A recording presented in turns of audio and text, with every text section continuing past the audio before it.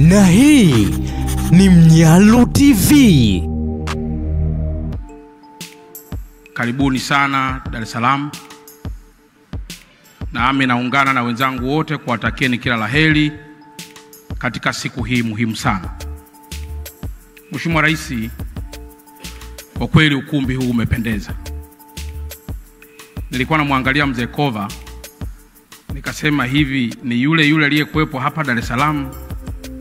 Naona kama watu wawili tofauti, lakini kumbe ni yule. Lakini kawa naangalia pia na kamishna Wadhi.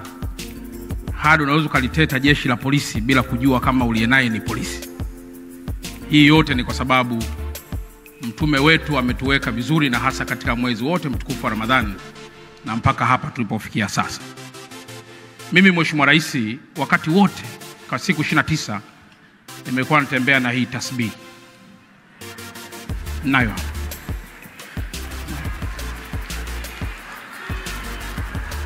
na pale nyumbani Mheshimiwa Rais, kila wakitaka kuniloga mimi nasema tu Allahu Akbar, Allahu Akbar.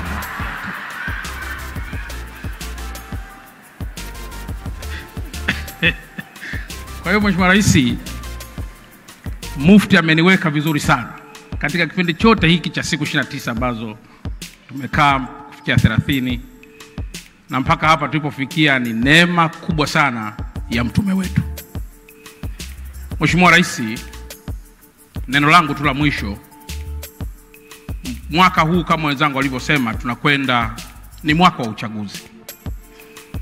Na mara nyingi miaka yote ya nyuma tunapofikia mwaka wa uchaguzi, wawekezaji na wafanyabiashara wote wakubwa huwa wanapenda sana kuwithdraw mitaji yao kwa kuhofia taifa kuingia kwenye machafuko. Mheshimiwa Rais, naomba nitumie nafasi hii kwa niaba ya wakuu wa mikoa wenzangu wote kwamba msiogope kuja kuwekeza Tanzania, na wala msiogope kuja kuwekeza Dar es Salaam. Naomba niwathibitishie kwamba katika kipindi ambacho tumejipanga vizuri sana kuhakikisha amani iliyopo inaendelea kutawala na kuwa hivi ilivyo, ni mwaka huu 2025. Lakini msingi wetu mkubwa sio tu vyombo vya dola, hapana.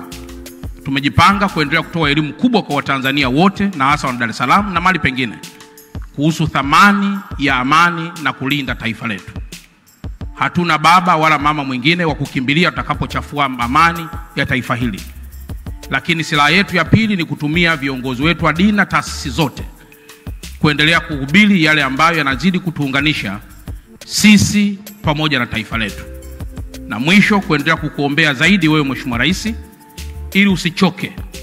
Maana wakati fulani wapo watu wanaweza kukatisha tamaa, lakini tunaamini kabisa kwamba kwa kuwa wewe unamfahamu Mungu na wakati wote unamuomba Mungu, nasi tutaendelea kukuombea ili usichoke na uendelee kutuongoza kwa vile ambavyo Mungu ameweka baraka hiyo kwako. Baada ya kusema haya, nashukuru sana na asanteni sana. Na hii ni Mnyalu TV.